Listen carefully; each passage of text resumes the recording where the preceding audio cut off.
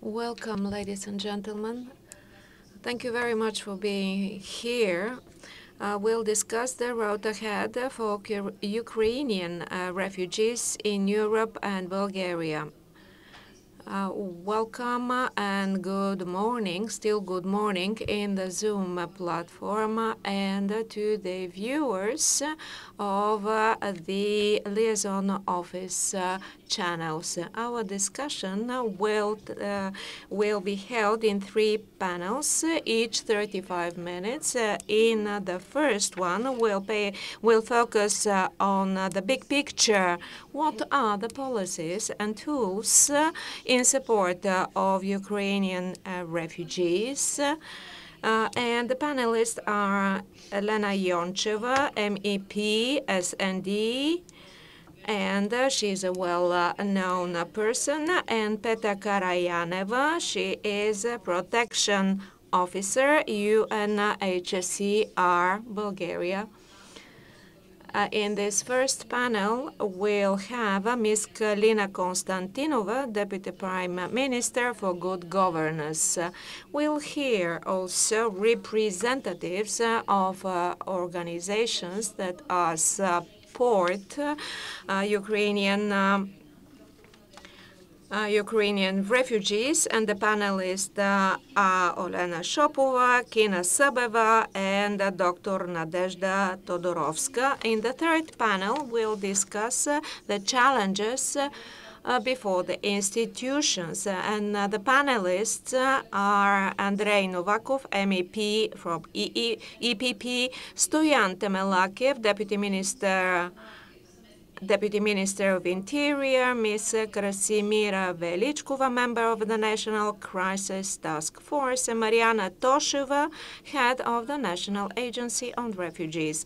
My name is Nadezhda Tsekulova, Director of Communication and Campaigns, Bulgarian Helsinki Committee. And now I give the floor to the head of the European Parliament Liaison Office in Sofia, Mr. Stoichev. It is my pleasure to welcome you here today, as well as all the viewers and listeners via our channels. From the beginning of the aggression of Russia in Ukraine, over 5 million Ukrainians have sought refuge in neighboring countries. More than 9% are women and children. Very large is the number of Ukrainians that have registered as asylum seekers in EU, and they are granted the adequate rights. It is always correct when we look at statistics data to look at the big picture of the human faith and lives that are disturbed. People who are running away, fleeing actually from war. People that have lived like us before the war and now are suffering gravely. It is so unbelievable that in 2022 we can have a war. At the beginning, the forecast was for a very short war. Unfortunately, this projection does not prove to be true. The European Union reacted immediately, mobilizing all available instruments and tools to support Ukrainian refugees. EU is giving over 3.4 billion euro in support for the Ukrainian refugees, especially targeting the countries that are hosting the majority of refugees. And the European Parliament has played a very important role in mobilizing these funds, especially with the European Cohesion Fund being the one of the main sources. I believe that the measures anticipated at EU level need to be properly transposed and transferred in member states in order to support Ukrainian refugees and to alleviate their suffering. These people need proper protection. I'm certain that all the topics we are going to discuss today will raise numerous questions from the audience. Thank you very much. Thank you, Mr. Stoichev. I'll take on your words and urge our listeners and our viewers to ask questions using the possibilities offered by Zoom platform and all other possibilities. Now, let me give the floor now to Ms. Elena Yoncheva and Petra Karayaneva. They will be joining us via Zoom.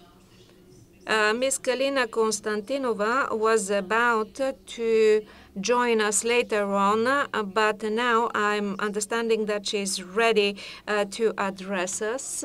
So, Ms. Konstantinova. Good morning, everyone. Thank you very much to the European Parliament for the initiative having this event organized.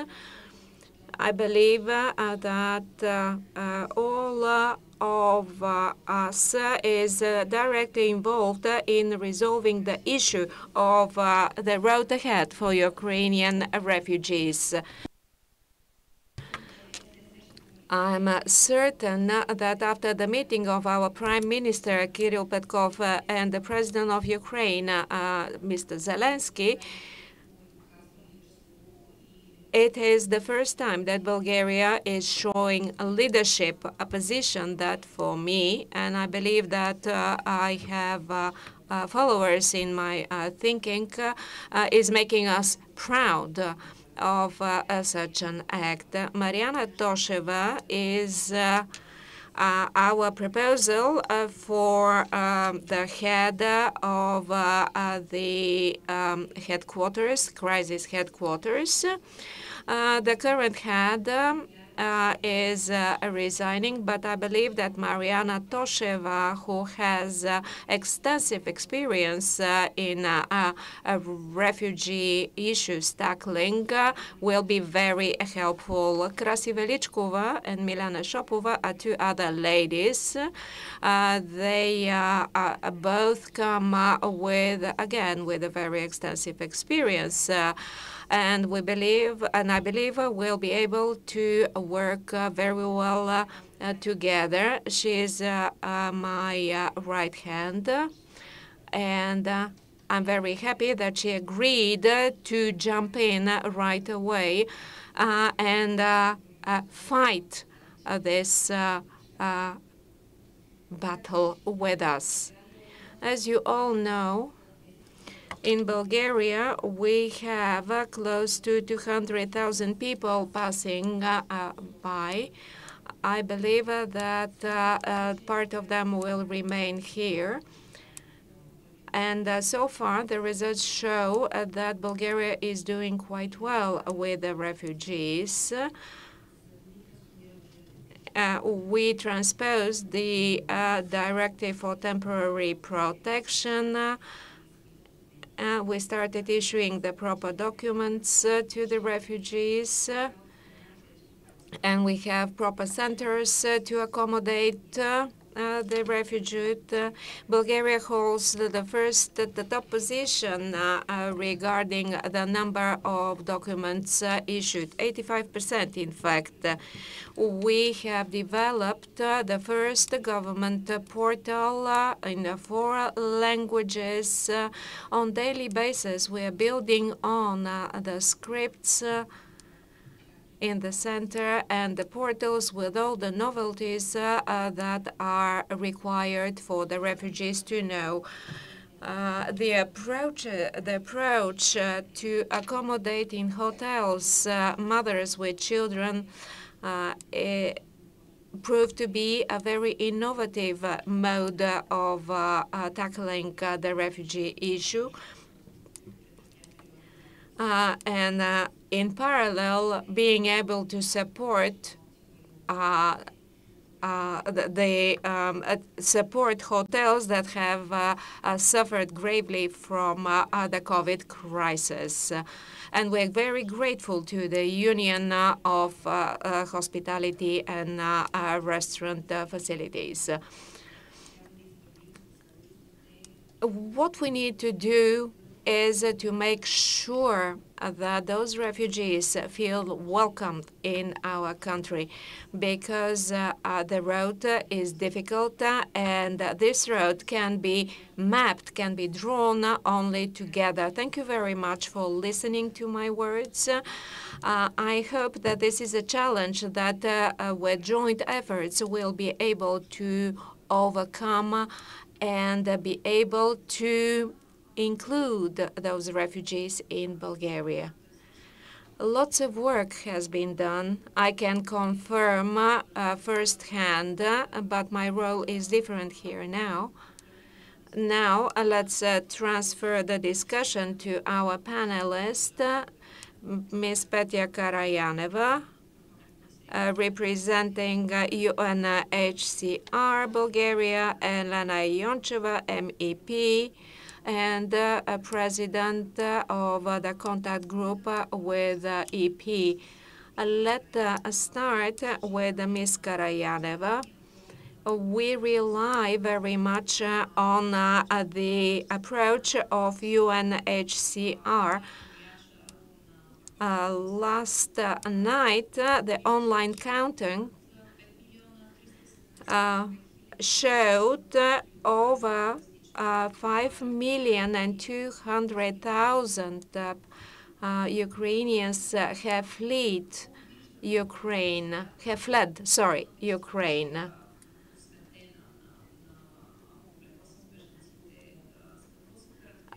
What is typical for this refugee crisis?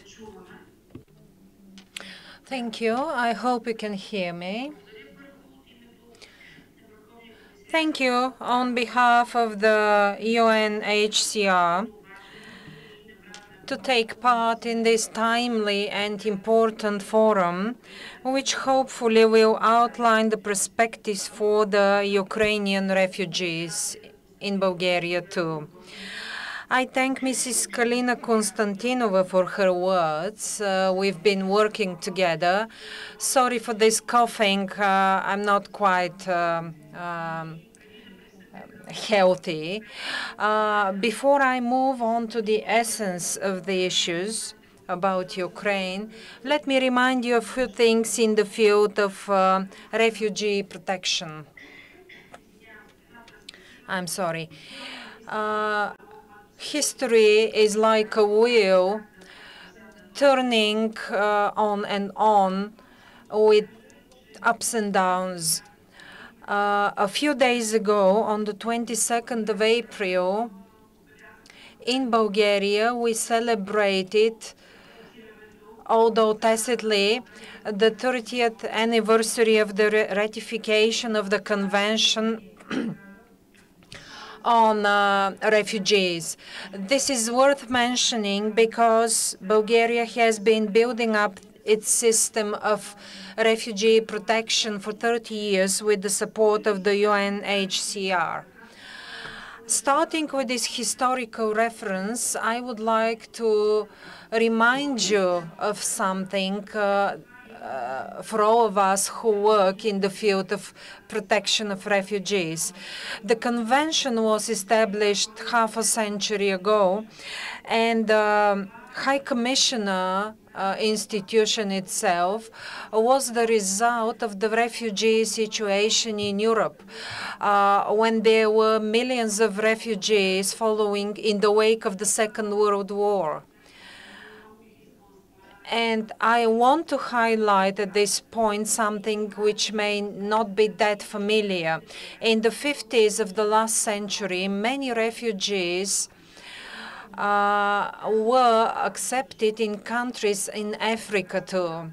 I'm saying this because I want to refer back to 2013, 2014, when Europe and Bulgaria, for that matter, were witnesses of mass influx of refugees coming from Syria and other countries in the Middle East. And Europe had to show solidarity. So the wheel of history took another turn, and now over 70 years after the framework of refugee protection, we are witnessing an unprecedented war conflict in Europe, Europe that was considered as a peaceful island. I will add to the figures you mentioned. These figures are quite alarming, and they make us think what we offer all those people who are forced to leave their country, their homeland, and move around Europe. You mentioned those 5,300,000 people who left Ukraine. Yes, this is the statistics as of 27th of April. But there are 30 million Ukrainians who are still on the territory of Ukraine who cannot live in their homes, but they can't leave the country for various reasons.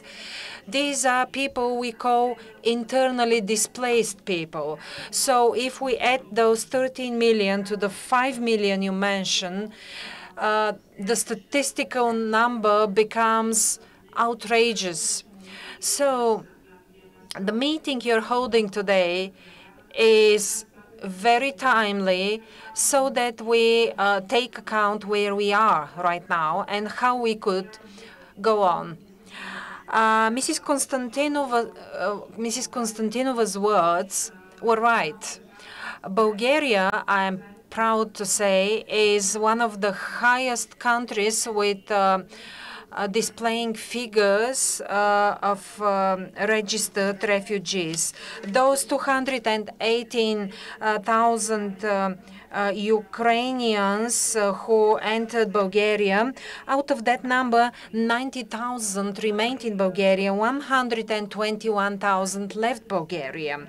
And a large number of them were registered, approximately 90% of those who stayed in Bulgaria.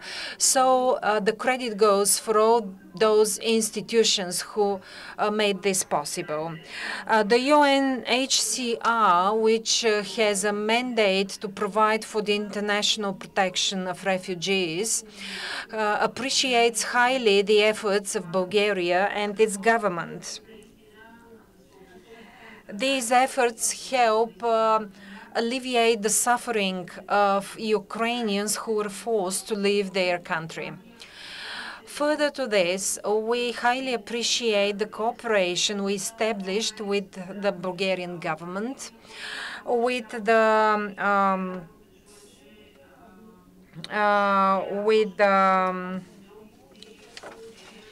task force, of the National Crisis Task Force, and I take Mariana for this cooperation.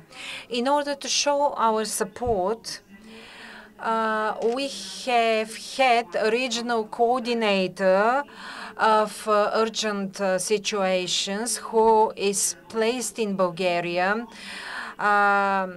He's been acting for 2 weeks now and is very helpful.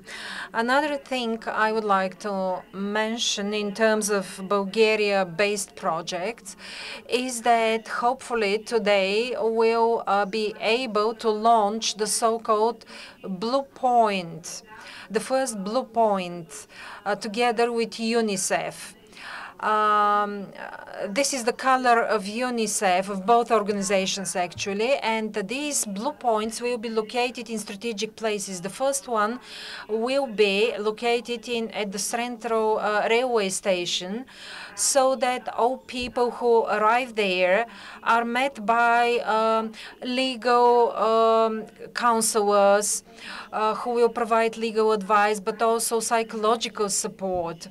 You know that a large share of incoming refugees are children. This is, sorry to interrupt you, this is very important news because this was expected. It is quite relevant and needed. My request to you is to hold on for a while so that we hear something from Mrs. Yoncheva, and then we'll go back to the situation in the Bulgarian context. So, Mrs. Yoncheva, I hope you can hear me. Hello, everyone. Yeah.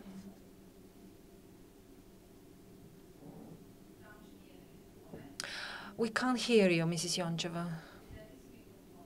You should probably unmute your... Yes. We can hear you now. Good morning, everyone. Firstly, let me thank you for this invitation. The topic of the refugee crisis is relevant, but regretfully, in the past years, it was used. Sorry to interrupt you again, but your camera is off. Yeah, for a couple of seconds, your camera was off. Sorry about this interruption. You can go on. So, regretfully, this topic was abused in the past years for political purposes, and it raised more fears among people than urging them to find solutions. So I'll focus my intervention on the crisis with the Ukrainian refugees and the role of the EU policy in that regard. In a period of less than 10 years, the EU is faced with refugee waves, and the asylum policy of the EU is truly relevant. After the Arab Spring in 2015, I really thought that we went through the greatest pressure in terms of refugee waves, but unfortunately today's events show that the events of 2015 seem almost harmless to what we are witnessing now. Nowadays, only in the first few days, in the first, 2 months of the war, Europe was faced with 5 million refugees compared to 1.5 refugees in 2015. So this figure of 5 million is expected to reach 10 million.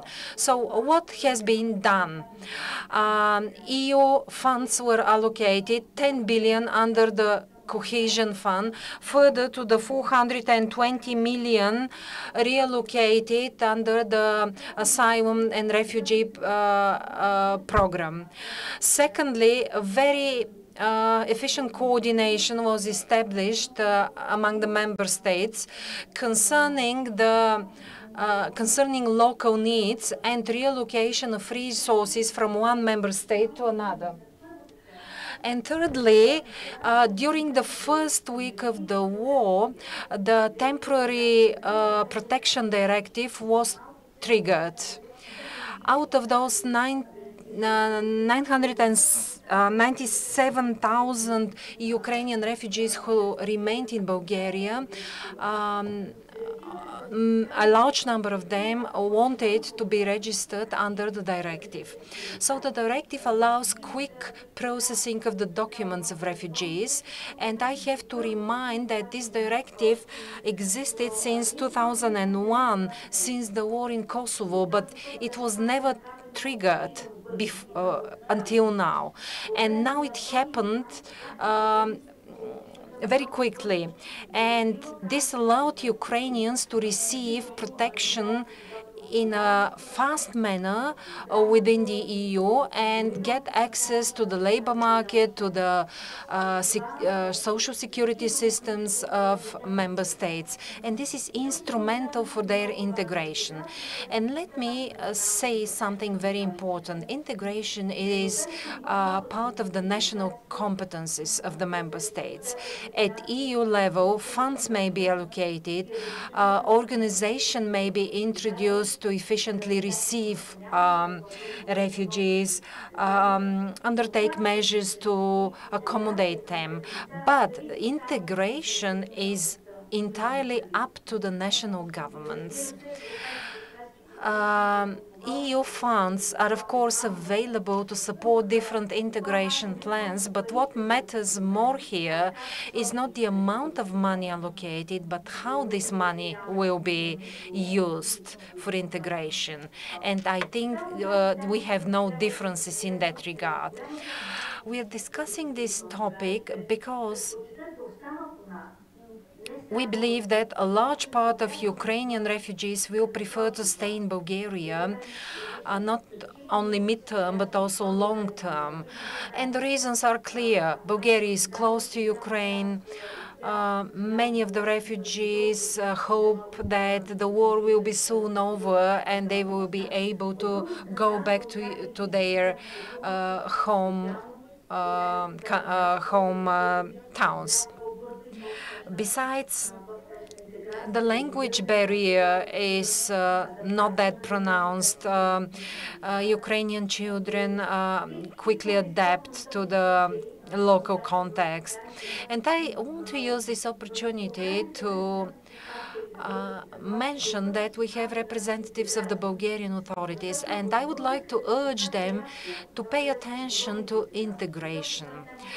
The topic of integration is rarely discussed among Bulgarian authorities. Not all Bulgarian bodies recognize this topic as their own. Providing shelter, providing food in the first days of arrival, legalization of the status of the refugees are important things, but they are only the first step along the road, which is quite longer. The follow-on step is indeed integration. And this is the complicated step, and it requires coordination of various institutions. All right, at this point, I will give the opportunity to Ms. Konstantinova to intervene, because I'm sure that this thinking is already present at government level. So let's hear what's happening at government level. First of all, let me concur all the words said so far. The percentage of refugees that have requested documents and remain in Bulgaria is quite substantial. Thank you very much to Mr. Temelakiev also for providing us with the proper data, but it was huge efforts of numerous staff members, volunteers, representatives of the refugee agency in Bulgaria.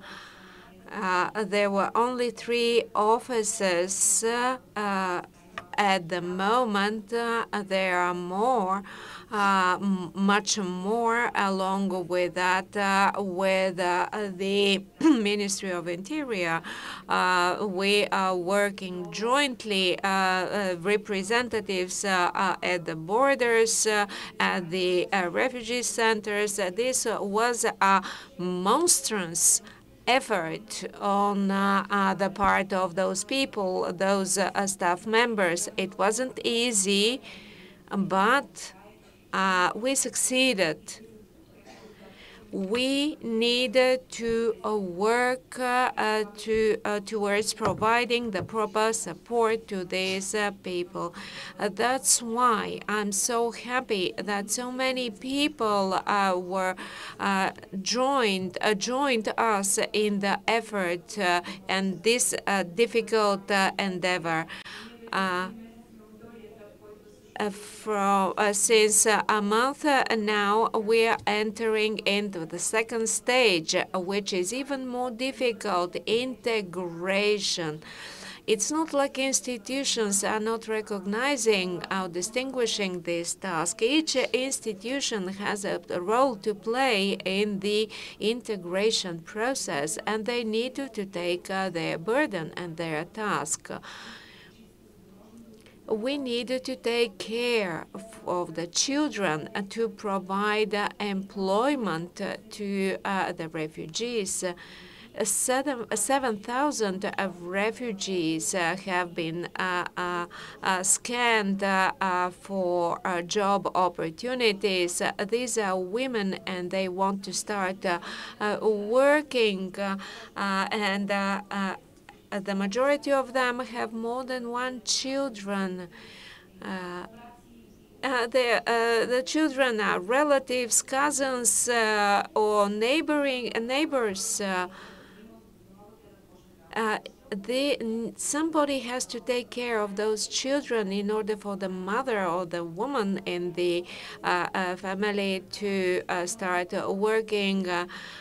You are well aware of the issues in Bulgaria with the kindergartens, and we need to put in place a very flexible mechanism in this regulation. We are currently drafting an amendment to the relevant legislative pieces. So it is a very complex endeavor. It is about the Bulgarian language. It's about educating and raising awareness of the general population.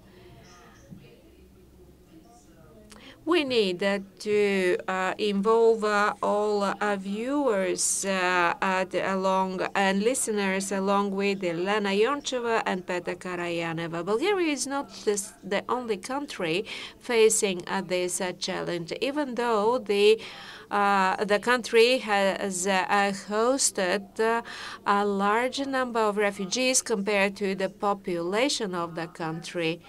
How do other countries, European member states, cope with the refugee flux? Are there good practices, good examples that we can take on? Let me start with Ms. Karayanova. Thank you very much for this question. Let me start that as a Chinese saying goes, any crisis is an opportunity. In this case, what happens with the Ukrainian refugees, we need to look into the details of protection provision to refugees. The issue of integration is an issue that needs to be resolved very flexibly. Back in 2017, according to the local legislation, the rules are not so flexible. We need to have a deputy that can lead the integration topic. Numerous local legislative pieces need to be revised and amended. And also the law on refugees has to be amended in various aspects, and I hope this will be made possible. And now I want to draw attention on another issue. According to our view, the EU has to acknowledge Bulgaria's efforts and success. We know what happened in Romania.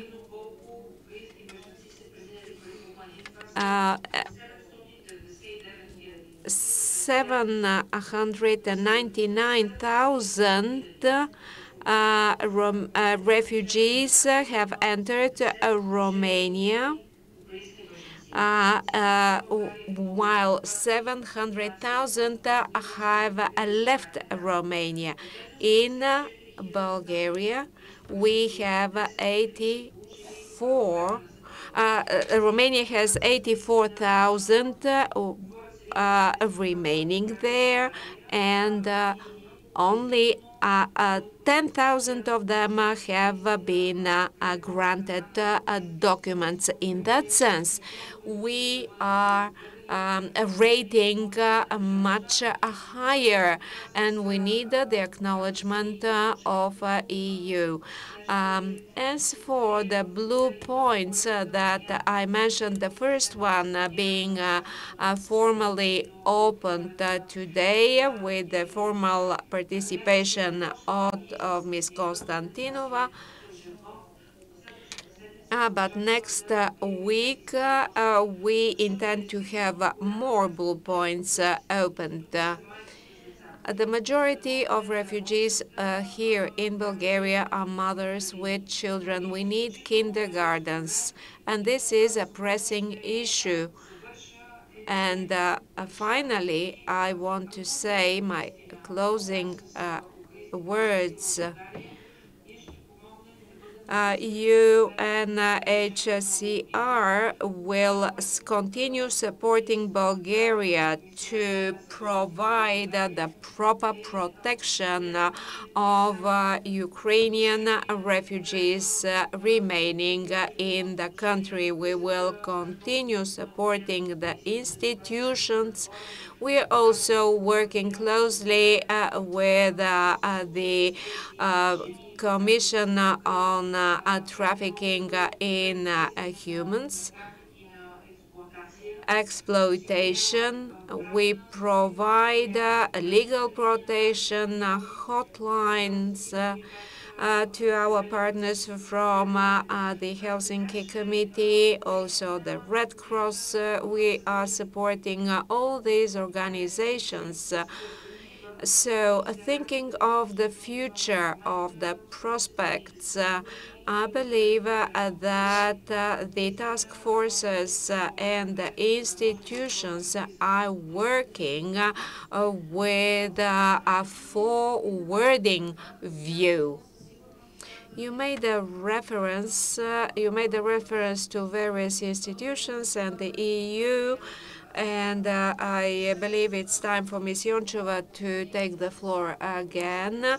As Ms. Konstantinova mentioned, Bulgaria, compared to other countries, Bulgaria, with the success in that area, needs to be recognized. So what are the mechanisms, the tools that our country can take advantage of in order to work in the area of refugee inclusion in Bulgaria? What's your view, Ms. Yoncheva? This is not a competition, not a race among member states. Any country is putting efforts in coping. Let me mention what is missing at EU level. The thing that is missing, and I hope that by the end of this mandate of EEP, to be resolved, we needed to have an entirely new legislation in the refugee area. All documents have a crisis element in them, a crisis nature. But in cases of emergency, we are capable to react. We need to be proactive instead of reactive. The directive mentioned earlier will be put into force, but it is an old view. It reflects an old view. We also have the problem of each national legislation and mainly the differences in the legislative document. Besides, a registration process needs to be unified in order to make sure that all member states follow the same rules. Let me go back to Ms. Karayaneva's words. Whether they would require expert support from the Refugee and Asylum Agency. Ms. Karayaneva, the question was addressed to you. Would you request support of... Yes, I understand the question, but I believe that this question should be addressed not to UNHCR, but to the Bulgarian Refugee Agency and to the relevant institutions, because it's for member states to request support. Romania has done that. I believe that we need to move towards closing this panel. Ms. Konstantinova, you might choose to respond to this challenge as representative of the government. With Ms. Karayaneva and the High Commission for Refugees have been in contact from day one, and we enjoy their support. We are very grateful for their support, and there is a contingency plan being drafted. So looking on the issues as of today, I believe that we are doing quite well, but there are numerous details and elements where their support will be highly appreciated. Talking about the blue points, I'm very happy that next week I'll take part in the event. And also trafficking in humans. This is an issue that we pay a very close attention to from day one. There are many details, numerous dimensions: financial, legal, social, human, and social care. I believe this is a time to sort out all the bottlenecks existing in the legislative documents and in the procedures involved. And any institution that has any bearing on the issue is involved. People working in the field are the source of information for us, and any proposal goes through them just to check whether we are on the right track. So once again, I want to emphasize that we are working all together from the very first time. 148 million euro will be allocated to Bulgaria regarding coping with refugees. We need to be very careful with the announcement of these figures. about 100 million of this resource will cover for some of the measures that we implemented regarding the COVID-19 crisis, business support to business, and so on. So we have a remaining of 48 million to allocate for refugees. This is a very sensitive topic. That's why we need to be very, very careful when we use figures. We're about to close some of the operational programs from the previous programming period, and the remaining funds might be used for other purposes. We are looking into distributing close to 35 million euro remaining from the previous operational programs, and the European Commission has granted us flexibility in that sense. Some additional 121 million will be also allocated. I believe that next week we'll have a measure implemented regarding job employment generally.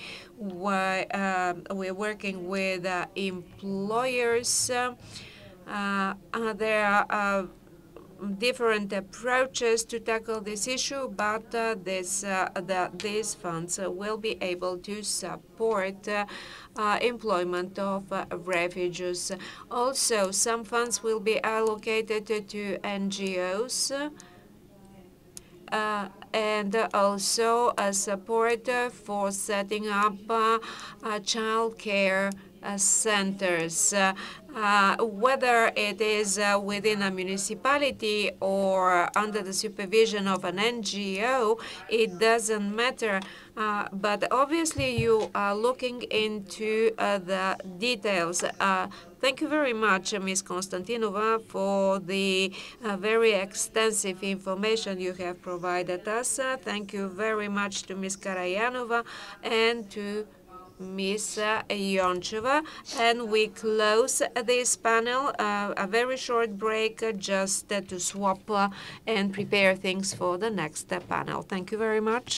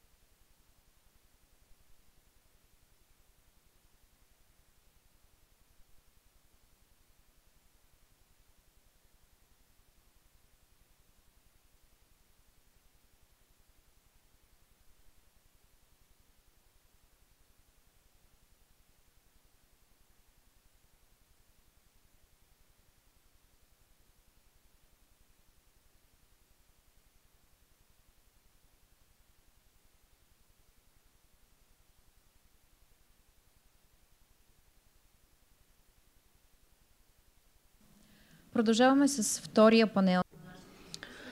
Now we are in the second panel of our discussion, which is supposed to outline the challenges before Ukrainian refugees in Europe.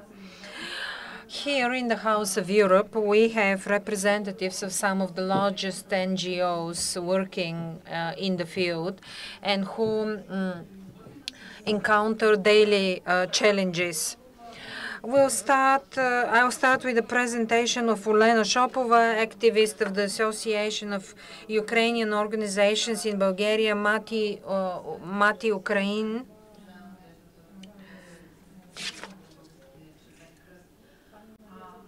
Mati Ukraina.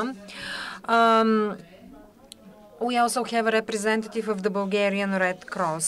There are many organizations working in the field, but we expect from you a summarized picture of the challenges your volunteers encounter, and also outline the road ahead. Previous panelists mentioned that the moment of shock is about to be overcome, but what do you see in your practice? Mrs. Shopova, please. Now, about integration. I have to say first that people themselves have to decide whether they want to stay in Bulgaria or go back to Ukraine. Then, once this decision is in place, the respective person has to decide to get integrated. What matters most for those people is language studies. We are doing our best now to find Bulgarian language courses for those people so that they integrate better and integrate their children better in the Bulgarian society. Studying the Bulgarian language helps with job seeking too. Whatever people may say, you need knowledge in Bulgarian language in order to find a decent job. From then on, we are faced with very practical issues. For example, finding a general practitioner, health insurance, finding a job, finding a child care center or a kindergarten. Kindergartens are very difficult to find in Sofia because there is shortage of places for children. So this is sort of a catch-22. If we have this woman coming from Ukraine with her child, she cannot leave the child in a daycare center, and then she can't find a job as a consequence. Or go to another town where there are places in kindergartens, but jobs are not that available. Yes, this is a vicious circle. The National Crisis Task Force is clear that those Ukrainian refugees cannot be financially maintained and for an indefinite period of time. They must be integrated for this purpose. The Ukrainian government and the Prime Minister now are constantly calling on people not to go back to Ukraine for the simple reason that many of the locations in Ukraine are still not safe. You know that yesterday there were several bombs that exploded in the center of Kiev. There are places which may be safe, but there are mines. So the special forces are now working to deal with those mines, to unmine those fields. The general call to Ukrainians is to remain where they are, not go back to Ukraine. And this means that we'll probably have to take care of the refugees until probably next spring. How? By integration, by giving them opportunities to place their children in kindergartens and others. Mrs. Sabeva wanted to mention something about integration, but before that, I would like to address the representative of the Bulgarian Red Cross. The Bulgarian Red Cross was one of the first organizations that sent volunteers at the border crossing points at the start of the crisis. You launched one of the first campaigns to collect humanitarian aid. So my question to you is, are there still hot humanitarian, burning humanitarian issues that are not solved yet? Indeed, the Bulgarian Red Cross has been an implementing partner of the High Commissioner since many years. And our specific role has been in place for many years. The current crisis shows that our efforts to maintain teams in Sofia and other locations was worth it, because we had our teams present in Duran Kulak and other points of entry to help Ukrainians to overcome the first shock and meet their immediate needs. The key problem that is still existent now is that concerns the hot telephone lines, one devoted to health issues. They were set up in the beginning of the crisis, and we have nurses and physicians answering questions on this hotline. And it turns out now that for both Bulgarian citizens and Ukrainian refugees, after the Health Insurance Act was amended, 48% of treatment costs are covered by the health insurance fund. Everything else is covered by private funds. And this is valid not only for the refugees, but for all citizens. So all people who are left with no job means that they will have to bear this burden, this additional burden, because of these specific issues that haven't been solved yet. So we have to cover some of the costs out of our pockets, and this applies to Bulgarian citizens too. What I see now is desire by the Bulgarian government and the Bulgarian parliament to support Ukrainian refugees, but they need some technical time in order to implement certain amendments. Once a decree of the Council of Ministers is enforced, then 30 days are needed as a technical time. I'm just outlining some highlights, speaking of the legislative framework. Unfortunately, 30 days is a long period, and we have to respond to the requests of refugees right now.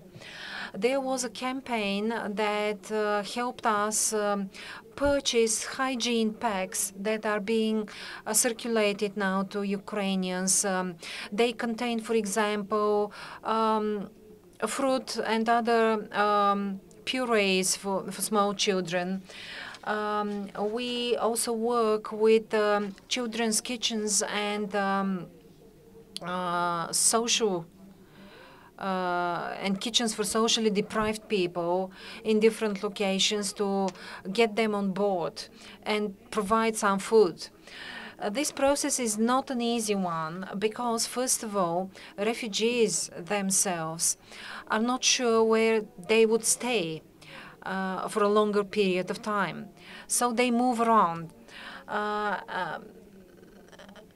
And that is why we decided to purchase precisely jars and packs of children's canned food in order to easily distribute it to people who move around. And when we met them at points like Durankuak, for example. So we do our best to fill in the existing gaps which have been opened by the legislation on the one hand, and on the other hand by existing problems like, for example, health insurance and the co-financing of health insurance costs. The other problem we have is the language barrier. The Bulgarian Red Cross with the UNHCR in Bulgaria are preparing Bulgarian language courses. We are about to sign contracts with the providers in order to offer such courses and facilitate integration. Going back to the health issue for a while, we cover some of the medical treatment costs and costs for medication. I'll interrupt you here and ask you the following question. Organizations working directly with refugees should address which organization? Support like, for example, costs for medical treatment is provided once the needs are established by some documents or facts. There are funds allocated for this purpose for people who are in greatest need. We also negotiated some aid with the WHO. So bit by bit, we try to collect as many funds as available. You mentioned the blue points as well. They are being opened with the administrative support of the Bulgarian Red Cross because they are truly important. If you visit our building on James Boucher Boulevard, you will see that there are many parents and children present there seeking some support, and they are very grateful for what they receive. This is the psychosocial support we also provide.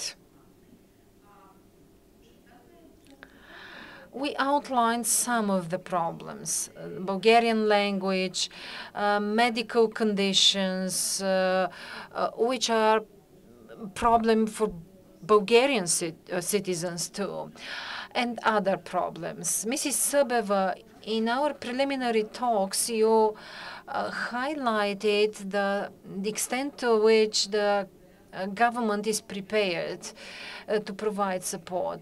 Let me tell you that our refugee association is just an association. It has been created by experts in cooperation with other NGOs in Bulgaria. So we combine expertise that is very important, and that has been developing for 30 years now since the convention was signed. But we've been carrying out this work even before the convention existed, was signed. So I'm truly satisfied with today's event. I congratulate the hosts on the issues included in the agenda. And I'm happy that the NGO sector is part of the second panel, so that all questions that will be asked will be addressed also to the Bulgarian government, because it often happens that similar events feature panelists from the NGOs who come at the end of the event. So why do we work in the field of advocacy towards integration?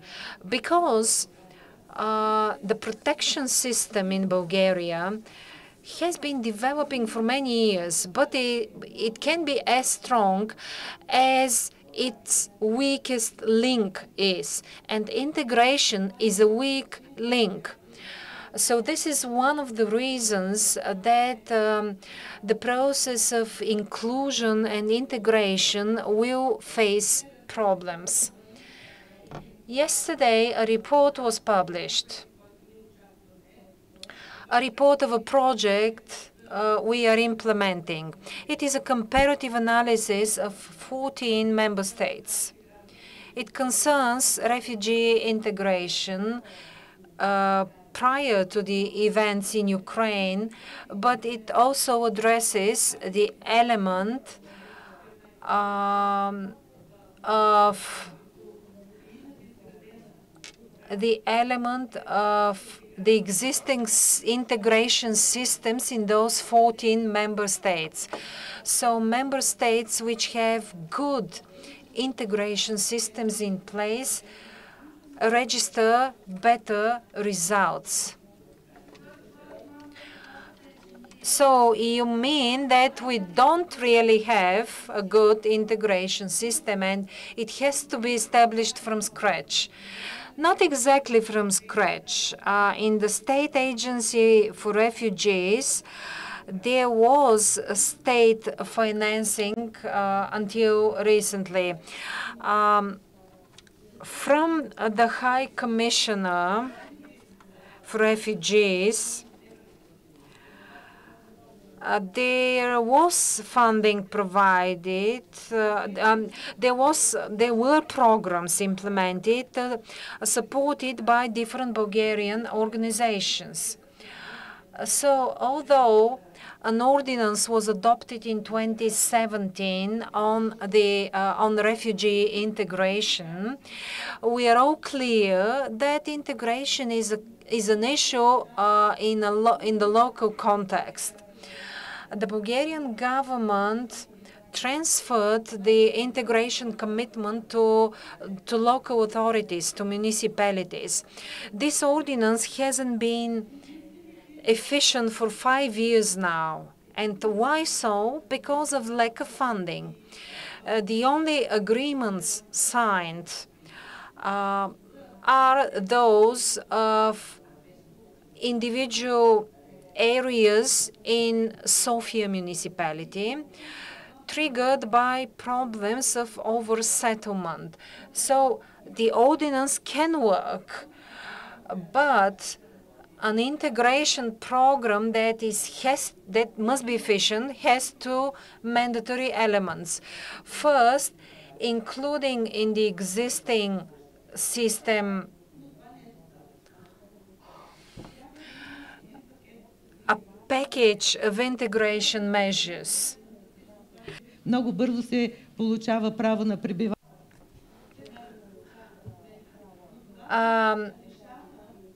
So immediate measures are needed, for example, registration of documents and so on. But this also touches upon the longer person of integration, because after all, people need some time to study Bulgarian language and so on. Yes, but this cannot happen quickly, having 100,000 refugees on hand. Well, this requires a program with specific steps, with roadmaps included in it, and opportunities to support integration and adaptation.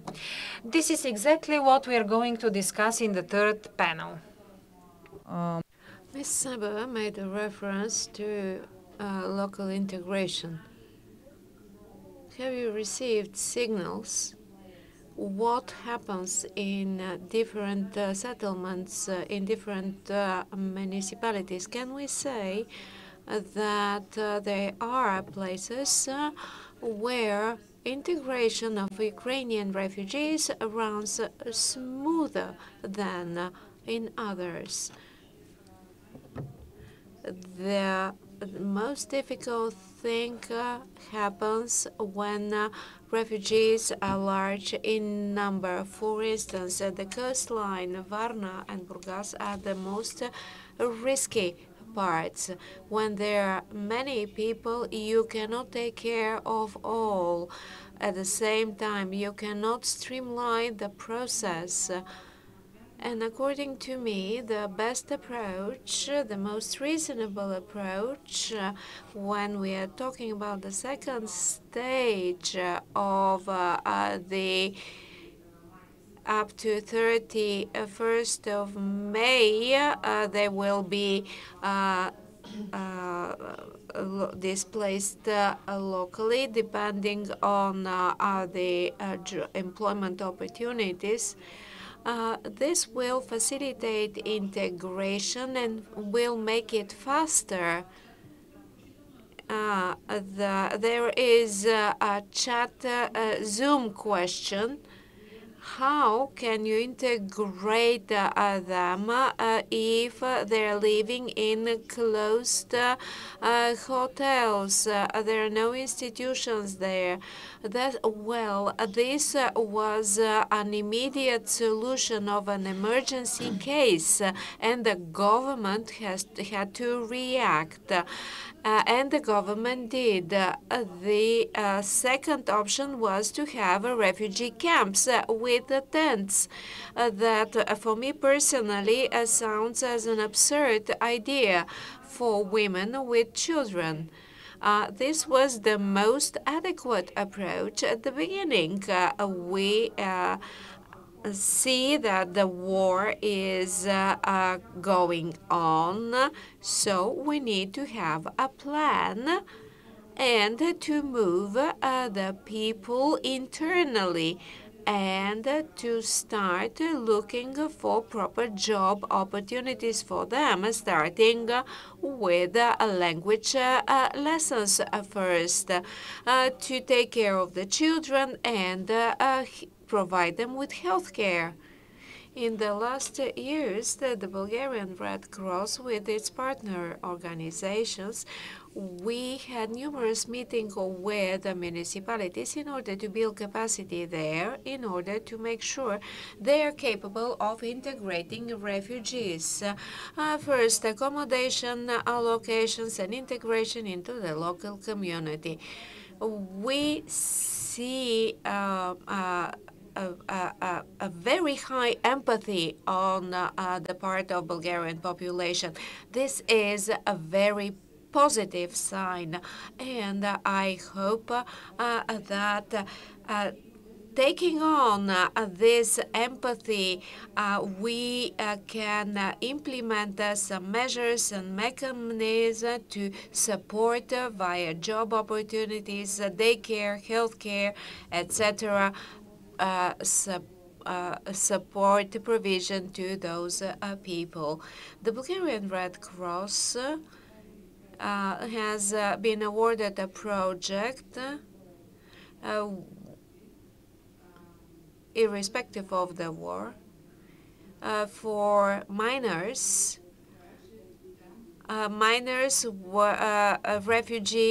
refugees. And those minor refugees are all alone. They have reached the territory of Bulgaria, so they need to be taken care of and integrated in society. This is a very special strand in our work. We need to finalize this panel. Let's draw the red line, moving on to the next panel, which is about the state institutions. I just need to add something with respect to municipalities and funding. There are options. The word displacement doesn't sound good, But the ordinance allows for the municipality for refugees that agree to go to a particular municipality. The ordinance stipulates it very well. The problem so far has been that the money cannot reach the final destination. In other words, the municipality itself. Lots of funds somehow get lost on the way. We need to have a proper governance, proper management, and to have a national body to direct operationally this action, because it is not feasible to impose on a mayor to organize everything. The state needs to have a designated authority. Ms. Shopova, final words. I just want to ask the institutions to give us a clear view, a clear statement. What are we going to do after the 31st of May? The questions we are getting on the net are associated with that. Thank you very much to all participants. Just a very quick break and we move on to the third panel.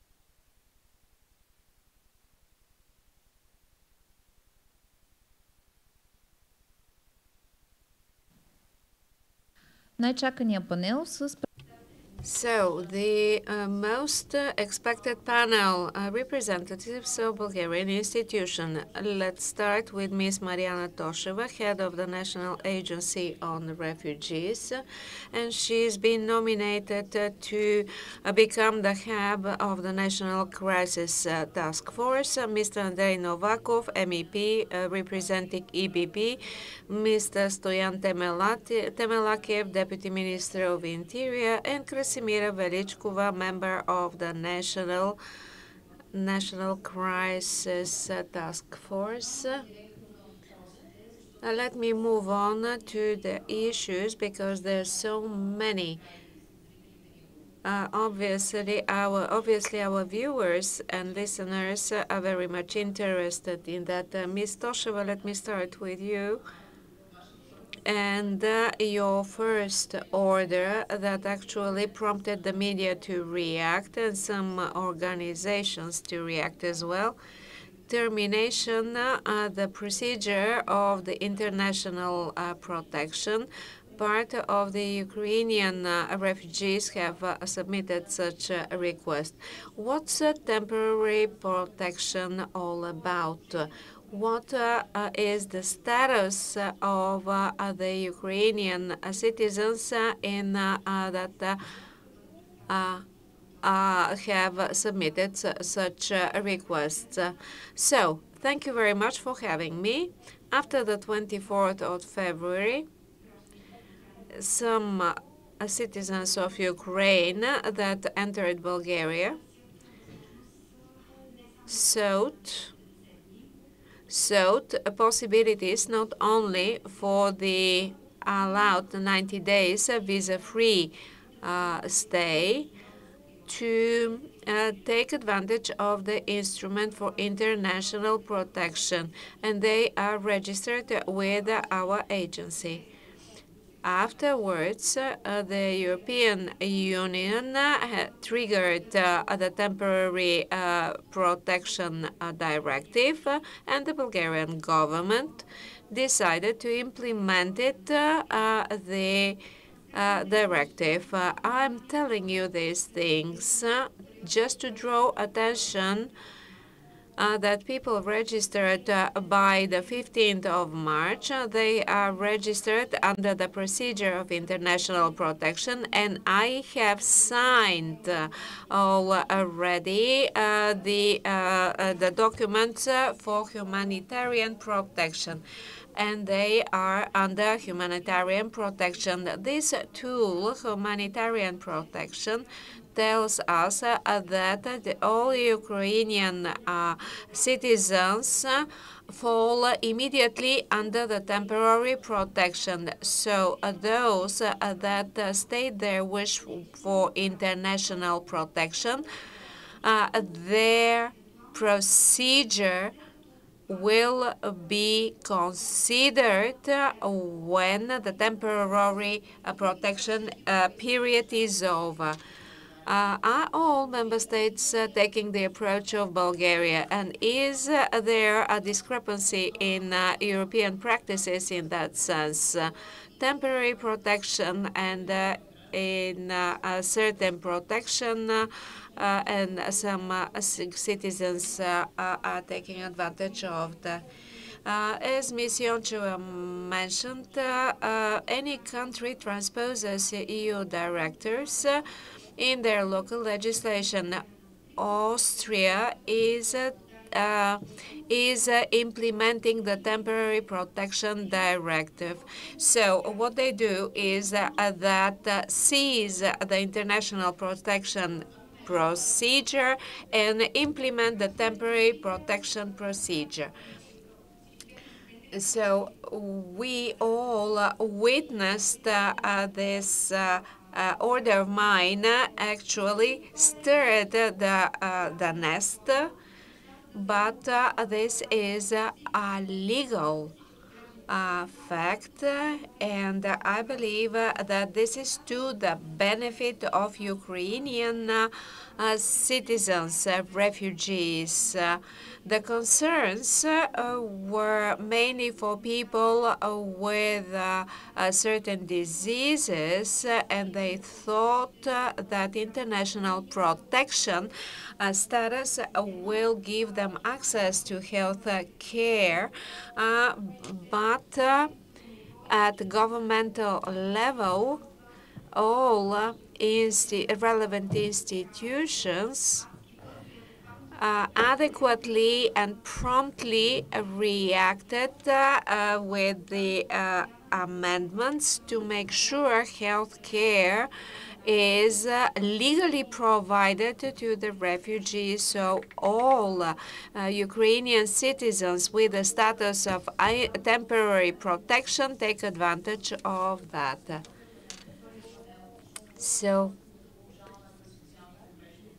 this is an issue that has been raised all through the panelists. Ms. Velichkova, you represent, in fact, the task force, but you are securing the link between the staff in the field and the institutions. So, how do you see the solution of the healthcare issue? Healthcare provided to refugees is entirely on the shoulders of volunteers. And this turns out to be a very serious situation, especially for those needing surviving medications and survivors' health treatment.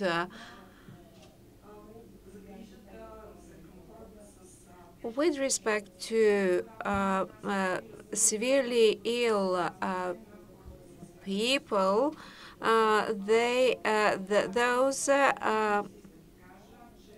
receive the health care.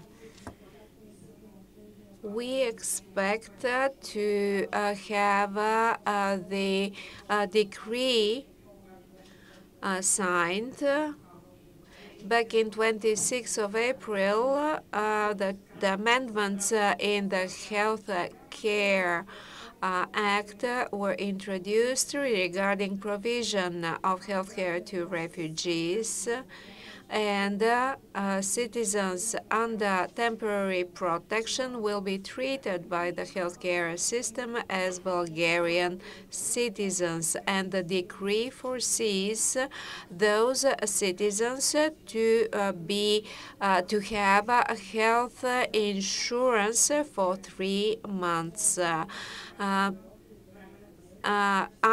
For children and pensioners, this provision will be applicable until the end of their temporary protection status. So any medic may look up into the system, the healthcare system, and may see that their health insurance contributions are covered by the state.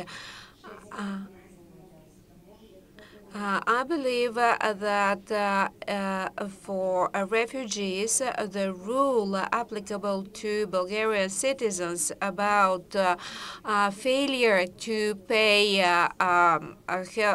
health insurance contributions for a certain period of time, that citizens is denied health care under the health insurance system. However, this rule will not apply to Ukrainian citizens with the status of temporary protection in the country. Let me continue with a question to address to Mr. Novakov. How the European solidarity tools can be implemented here? As Ms. Velichkova mentioned, the Bulgarian social and healthcare systems are not operating in the best possible way. And all deficiencies that Bulgarian citizens are faced with are going to be faced by the Ukrainian refugees. How can we provide a buffer? Please try and stop me if I start sounding like an accountant, sorry. So, what is EU doing regarding funding member states hosting refugees? There is an idea I have presented some time ago. Any member state hosting a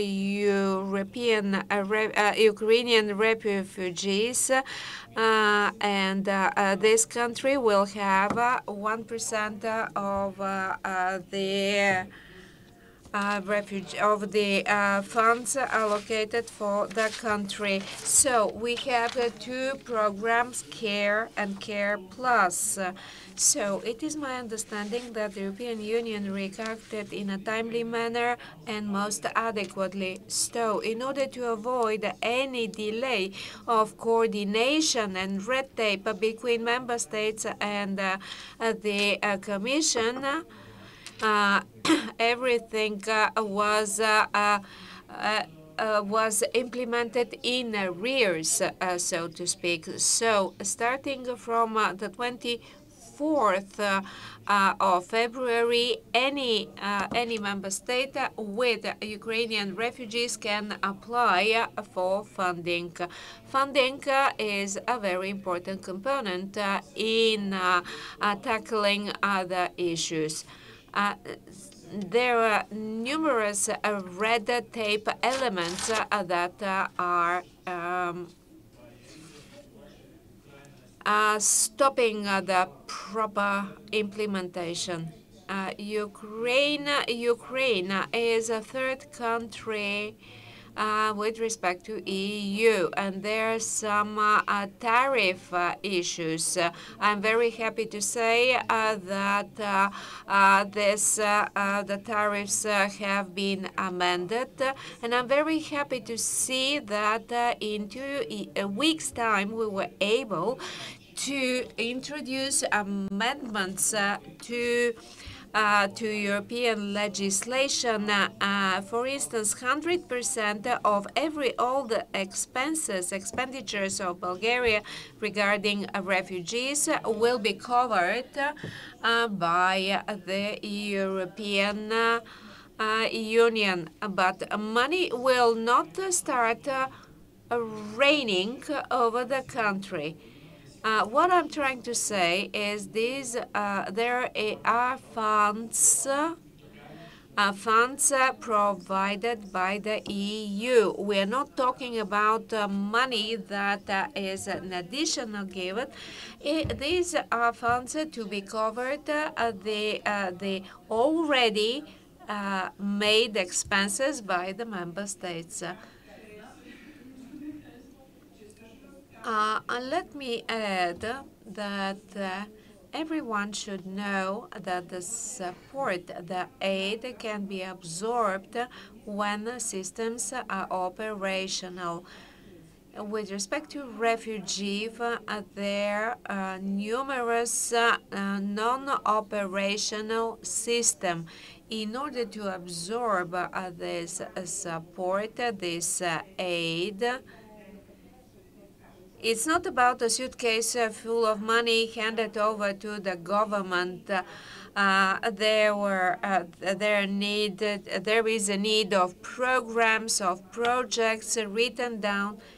And the good side is that EU gave us flexibility.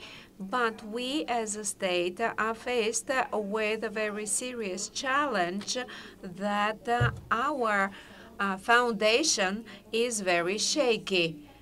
We started building up a new system like the temporary protection of giving the status of temporary protection, for instance.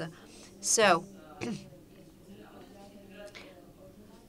Numerous issues refer to the refugee coping of the refugees. It's about humanitarian aid, it's about integration, it's about funding.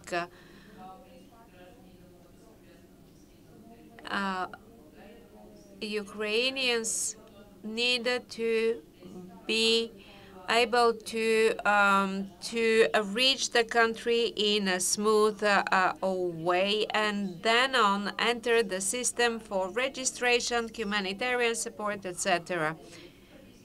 So, what are the challenges ahead of us?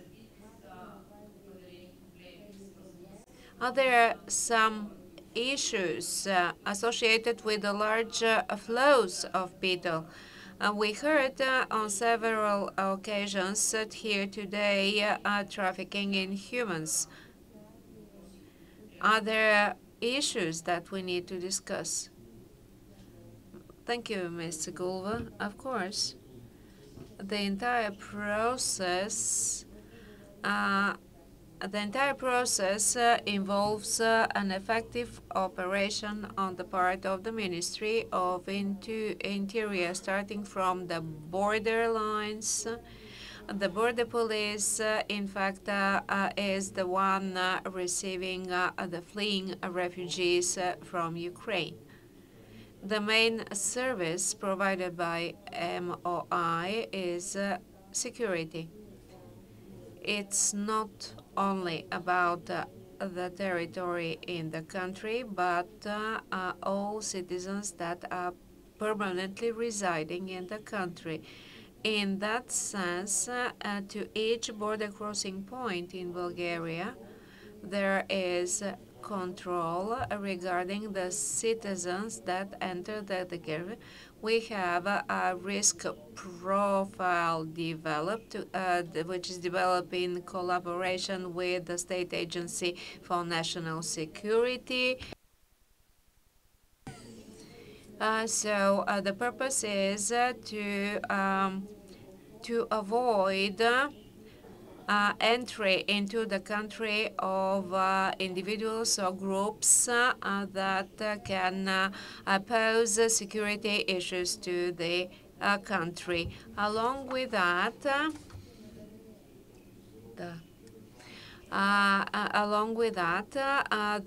the border police is instructed to take care of signs of human trafficking. There were numerous efforts, huge efforts involved in this endeavor. After entering the country, these refugees are accommodated in Bulgaria, mainly along the coastal line. This accommodation poses a risk for their security. These are mothers with children, young children. So all our territorial structures are instructed to raise the presence of to raise the presence of police there in order to provide security. The risk of trafficking in humans. This is a present risk. In MOI, so far, there were no proceedings registered for crimes in this area, but we remain vigilant.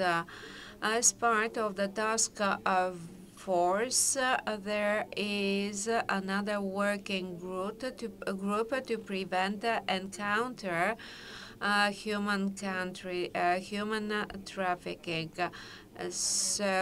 Along with representatives of the police, the border police, and all the relevant MOI bodies, we have representatives also of NGOs. So preventive activities are operational. let me go back to the security service. I need to be very clear that the Bulgarian state is expressing tolerance, showing tolerance to the people fleeing the war. The Bulgarian state, in the face of MOI, will never cast a blind eye regarding crimes committed against refugees or by refugees. The penal code is applicable to all on the territory of the country. Thank you very much, sir. I hope we'll be able to involve you a bit more. Now, Mr. Novakov and Ms. Velichkova. Към двамата и той е изключително важен. There are questions on Facebook having in mind the number of volunteer organizations working in the field. My question is there a mechanism for these organizations to seek direct support under programs, be it EU programs or state-run funds?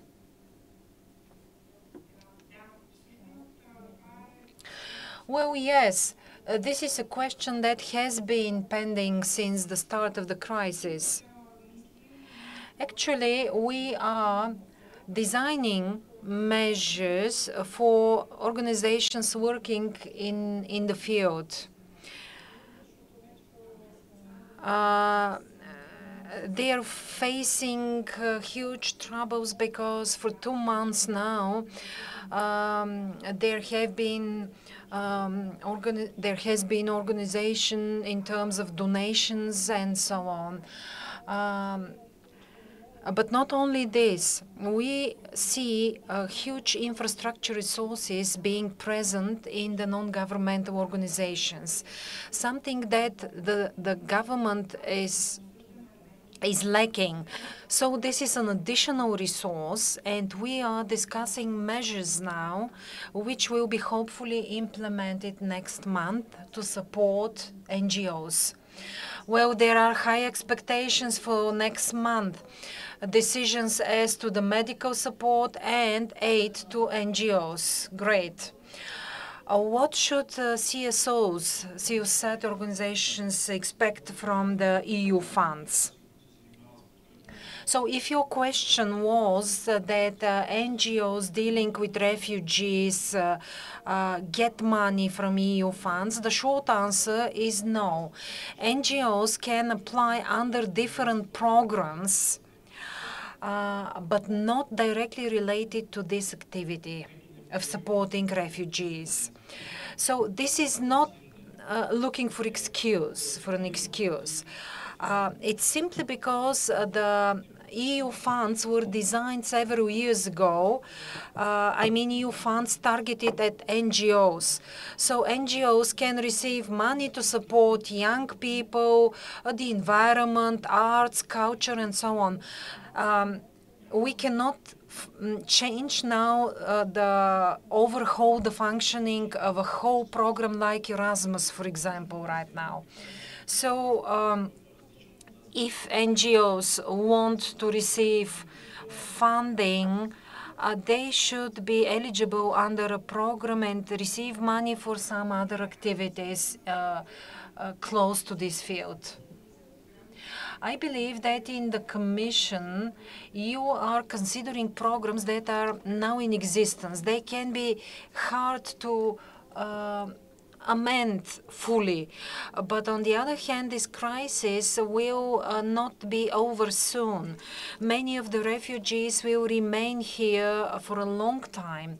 And these EU programs should be considered in a longer term to probably support people for the years to come. So I rely on you to be an ambassador in the Commission to urge the EU authorities to provide opportunities for aid received under this program for civil society organizations working in the field.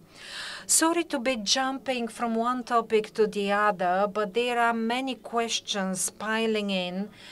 Let me ask you about care provided to unaccompanied minors. There are such questions in the chat, and this is a pending topic. There are many children traveling not with their parents, but with relatives, and how will their security be provided in Bulgaria? The State Agency for Refugees, as you know, has been working for years with unaccompanied minors from third countries like Syria and Afghanistan. We have two accommodation centers now, which are almost full with such children, third country children. Ukrainian children are 377 who are unaccompanied. Thankfully, all of them have some relatives or sports coaches traveling with them or some other adults, which facilitates the process of providing care to those children and ensuring their safety. Of course, we are considering in future relocations of Ukrainian citizens and children in particular. So we are considering some opportunities. We don't have direct competencies in that regard, but in partnership with the Ministry of Labor and the respective child protection units, to accommodate children and offer observation, supervision of the children as to the conditions they are placed in terms of medical treatment, education, and so on. So unaccompanied children are perhaps the most vulnerable group alongside the elderly and pregnant women and others. Mrs. Velichkova has nothing to add except that in order not to repeat Mariana's words, I will stop here because there are other questions. Mr. Temelakiev, you mentioned the word security many times. Does the MOI have special procedures to ensure the security of children as objects of special protection? In any case, whenever our employees receive information about unaccompanied children, they check this information in international databases, and they use different communication channels, seek the cooperation of the State Agency for Refugees, and so on. Once potential or real danger is identified with regard to unaccompanied children, all relevant measures are taken by the ministry until the situation is clarified. These children are under constant supervision in order to avoid victims of crime. You mentioned this, but I just received a question about vandalism targeted at Ukrainian vehicles. Is there a unit in the ministry that takes care of these signals? So whenever a crime is committed, no matter against whom, on the territory of the country, there are clear protocol we follow. Our employees pay special attention to the risks associated with Ukrainian groups and Ukrainian children. The most common crime is car theft. So sometimes people see a Ukrainian vehicle, an expensive one, for example, and there are criminals with special technical skills who target these cars with Ukrainian registration plates. There are single cases whereby Ukrainian citizens, Ukrainian nationals accommodated in Bulgaria become the object of burglary. There are proceedings initiated in such cases, and soon I'll be able to provide more precise data. Thank you. Well, vehicles are only part of the property that Ukrainians arrive with to Bulgaria. And our viewers ask the following. What is done to facilitate Ukrainians to communicate with Bulgarian banks? Many commercial banks allegedly are not prepared to provide support to Ukrainians with the issuance of bank cards and other services. So many Ukrainians are faced with difficulties now to have money available. On the 15th of March, when the first registrations started for temporary protection, we had a meeting with the Association of Banks, and conditions were negotiated to help Ukrainians to open bank accounts, because the conditions there are a bit more specific with regard to foreign nationals. Yes, they face troubles because usually there is no address in the card, on the card of temporary protection. And you know that banks have specific rules, and they need an address by way of contact whenever they open accounts to nationals. Is there any information about banks which are easier to open an account in? Yes, there is information on the portal for orientation. I want to add to the words of Mrs. Yoncheva and Karayancheva, the crisis as an opportunity. The problems with banks have been existing even before the crisis with regard to foreign nationals and our banks. So we have had negotiations with all banks for years to ease the rules for foreign nationals. All the more that all employers in Bulgaria require bank accounts in order to pay salaries. So it comes down to the following, that Bulgarian systems should be informed in order to know how to apply their own rules. And finally, there are questions about third country nationals, people who resided on the territory of Ukraine at the moment the war started, but they are not Ukrainians. There are specific conditions for protection offered to them in our country.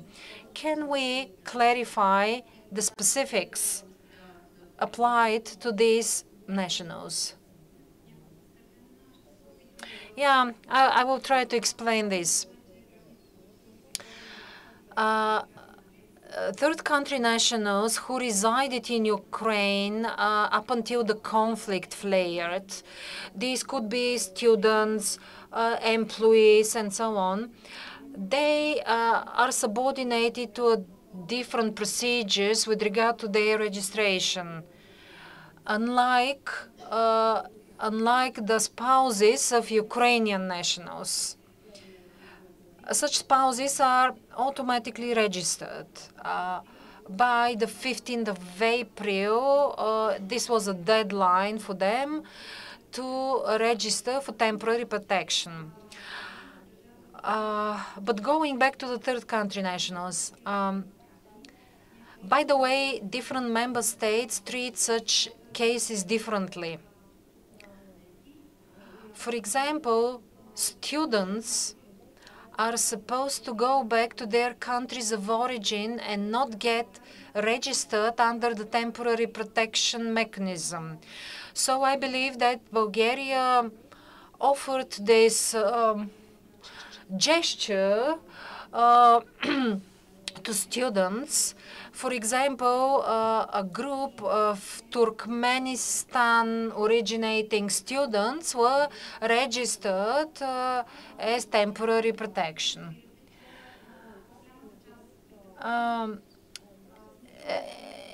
In such a conflict, the point of temporary protection is that is targeted at the nationals of the country where the conflict flared. The mechanism applied to students is different. They are supposed to go back to the country of origin. If we have a hypothesis when students cannot go back because of potential danger to their lives, then it's another issue. Thank you very much. There are many questions which were left unanswered, but we ran out of time. A final note, a quick note. A problem that appeared in the past weeks. There were issues with Ukrainian nationals leaving Bulgaria who don't have biometric ID. Yesterday on the Ukrainian embassy website, it was published that people now have this opportunity who want to leave, for example, Romania and go back to Ukraine, so no biometric data will be needed. Thank you all for your involvement. I thank all viewers, people who listen to us on the platform, on the social networks. This is the end of our discussion. Many thanks to all of you. Bye-bye.